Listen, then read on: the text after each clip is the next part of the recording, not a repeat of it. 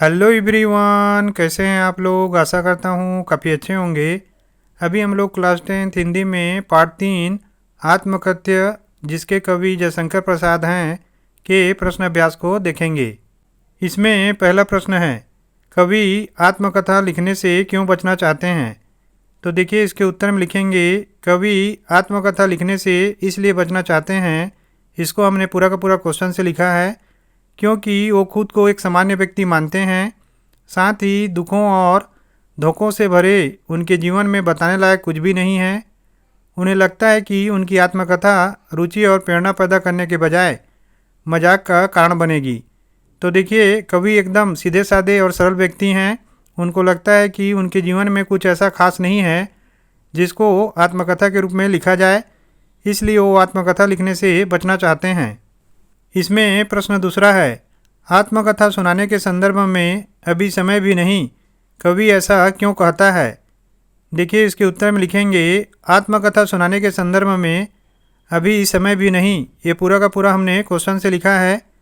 कवि ऐसा इसलिए कहते हैं क्योंकि उन्होंने अभी तक कोई बड़ी उपलब्धि हासिल नहीं किया है। साथ ही वे अपने भूले हुए दुखों और अभावों को आत्मकथा सुनाकर याद करना नहीं चाहते हैं। देखिए उन्होंने अभी तक अपने जीवन में कोई बड़ी उपलब्धि हासिल नहीं किया है जिसको लिख के दुनिया को बता सकें, और उनका जीवन दुखों और अभावों से भरा हुआ है जिसको याद करके वो दुखी होना नहीं चाहते हैं। इसमें प्रश्न तीसरा है, स्मृति को पाथेय बनाने से कवि का क्या आशा है। इसके उत्तर में लिखेंगे, कवि के जीवन का सबसे कीमती समय उनकी दिवंगत प्रेयसी के साथ बिताए हुए मधुर पल हैं। वे उन्हीं की स्मृति को पाथेय अर्थात मार्गदर्शक बनाकर बचे हुए जीवन को जीना चाहते हैं। देखिए आदमी जो है ना, सबसे अच्छे समय को ही याद करके अपने भविष्य को सोचता है। इसी प्रकार से कवि जो हैं अपनी जो प्रेयसी है उनकी यादों के सारे ही अपना बाकी जीवन जीना चाहते हैं। प्रश्न चौथा है, भाव स्पष्ट कीजिए। इसका क है, मिला कहाँ वह सुख जिसका मैं स्वप्न देख कर जाग गया, आलिंगन में आते आते मुस्कुरा कर जो भाग गया। देखिए इसका भाव लिखेंगे, उपरोक्त पंक्तियों का भाव यह है कि कवि ने जो सुख चाहा था वह उनको कभी नहीं मिला।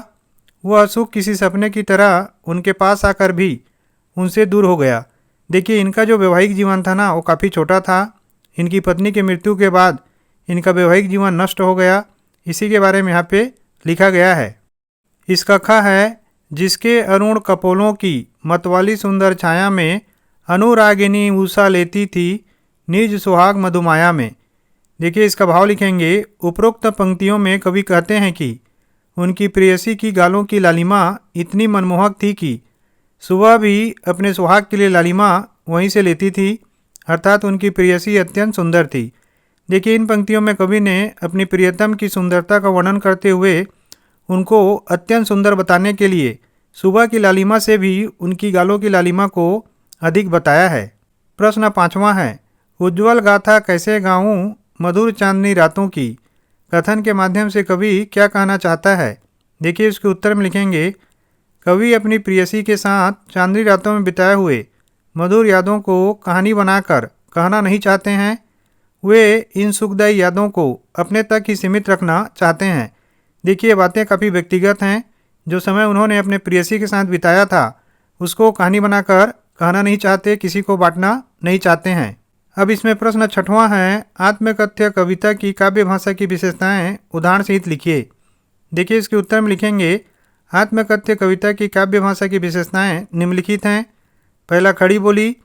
इस कविता में खड़ी बोली के कोमल शब्दों का प्रयोग किया गया है, जैसे जिसके अरुण कपोलों की मतवाली सुंदर छाया में।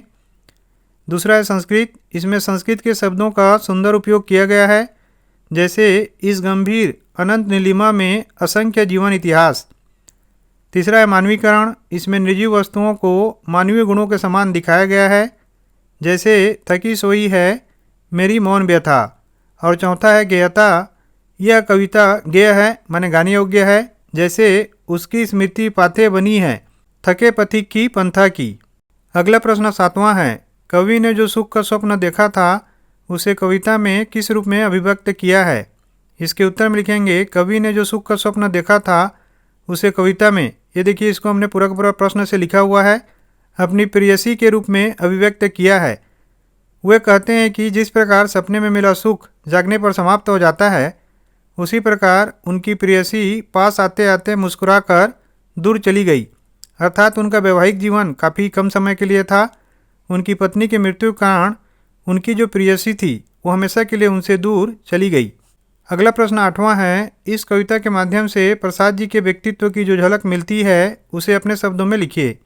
इसके उत्तर में लिखेंगे, इस कविता के माध्यम से हम कह सकते हैं कि प्रसाद जी का जीवन दुखों, अभावों और धोखों से भरा हुआ था।